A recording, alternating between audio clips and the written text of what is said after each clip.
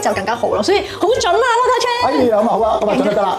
Hello， 歡迎收睇全邁進新春賀歲節目嘅傳統環節。每一年咧 ，Doctor Chan 都會為我測字嘅，就係由我咧用第一隻角揀一隻顏色，然後咧寫一個字，咁 Doctor Chan 就會贈我幾句屬於馬年嘅説話啦。咁我啊事不宜遲，因為我其實咧最期待就係每年同 Doctor Chan 做呢一樣嘢。我今年咧就諗到想寫呢一個字。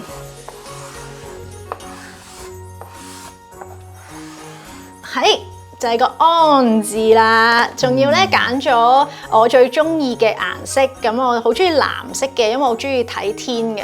咁藍色有唔同嘅變幻嘅顏色，所以有深藍色同淺藍色一齊嘅。咁交俾你咯 ，Doctor Chan。好啊，咁咧就本來咧藍色咧就代表一啲抑鬱、情緒低落啲嘅，不過好在有啲粉藍色，同埋今年啱啱撞開咧。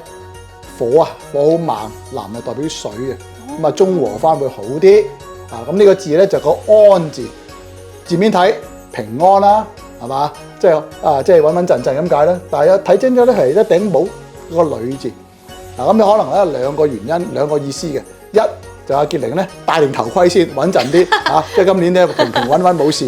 第二個咧。可能要恭喜佢喎，生個女啊，咁啊希望睇我呢次今年係中唔中咯喎我都係的確係希望馬年大家都可以平平安安咁，因為有一個安穩嘅狀態咧，先可以迎接唔同嘅挑戰同埋唔同嘅生活啊嘛。係啦，咁就藍色喺今年咧，我諗咧係可以中和翻一啲太過紅啊火嘅嘢嘅，好似件衫咁中和翻咪好啲咯。所以亦都將呢個安字送俾大家。好。